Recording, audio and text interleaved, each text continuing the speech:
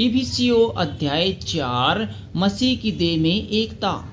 इसलिए मैं जो प्रभु में बंदी हूँ तुमसे विनती करता हूँ कि जिस बुलाहट से तुम बुलाए गए थे उसके योग्य चाल चलो, अर्थात सारी दीनता और नम्रता सहित और धीरज धरकर प्रेम से एक दूसरे की सह लो और मेल के बंधन में आत्मा की एकता रखने का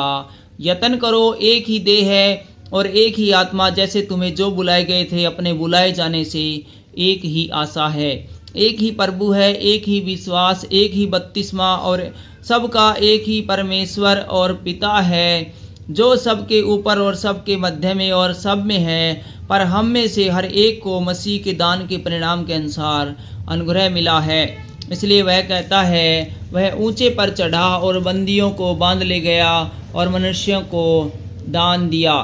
उसके चढ़ने से और क्या पाया जाता है, केवल यह कि वह पृथ्वी की निचली जगहों में उतरा भी था, और जो उतर गया वह वही है जो सारे आकाश के ऊपर चढ़ भी गया कि सब कुछ पूर्ण करे। उसने कुछ को प्रेरित नियुक्त करके और कुछ को भविष्यवक्ता नियुक्त करके और कुछ को सुसमाचार सुनाने वाले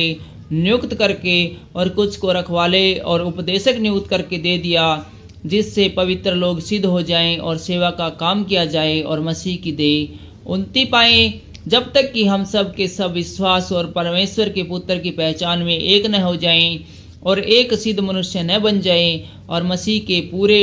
डील डोल तक न बढ़ जाएं, ताकि हम आगे को बालक न रहें जो मनुष्यों की ठग विद्या और चतुराई से, उनके भरम की युक्तियों के और उपदेश के हर एक झोंके से उछाले और इधर उधर घुमाए जाते हों, वरन प्रेम में सच्चाई से चलते हुए सब बातों में उसमें जो सिर है अर्थात मसीह में बढ़ते जाएं, जिसे सारी देह हर एक जोड़ की सहायता से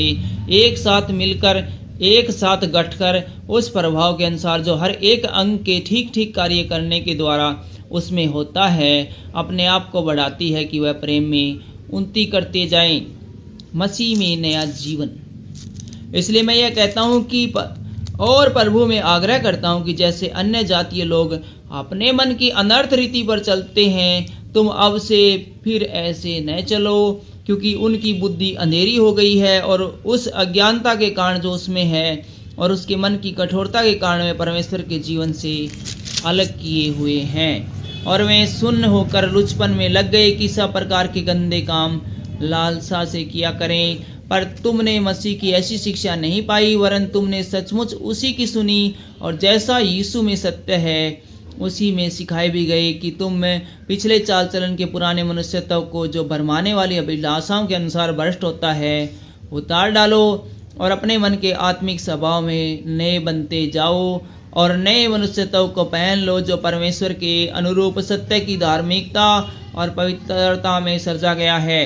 इस कारण झूठ बोलना छोड़कर हर एक अपने पड़ोसी से सच बोले, क्योंकि हम आपस में एक दूसरे के अंग है। क्रोध तो करो पर पाप मत करो। सूर्य अस्त होने तक तुम्हारा क्रोध न रहे और न शैतान को अवसर दो। चोरी करने वाला फिर चोरी न करे, वरन भले काम करने में अपने हाथों से परिश्रम करे, इसलिए कि जिसे प्रयोजन हो उसे देने को जिसके पास कुछ हो। कोई गंदी बात तुम्हारे मुंह से न निकले, पर आवश्यकता के अनुसार वही निकले जो उन्नति के लिए उत्तम हो, ताकि उससे सुनने वालों पर अनुग्रह हो। परमेश्वर के पवित्र आत्मा को शोकित मत करो, जिससे तुम पर छुटकारे के दिन के लिए छाप दी गई है। सब प्रकार की कड़वाहट और कोप और क्रोध और कलह और निंदा सब बैर भाव समेत तुमसे दूर की जाए। एक दूसरे पर कृपालु और करुणामय हो, और जैसे परमेश्वर ने मसीह में तुम्हारे अपराध क्षमा किए, वैसे ही तुम भी एक दूसरे के अपराध क्षमा किया करो। ज्योति की संतान बनो। Thank you.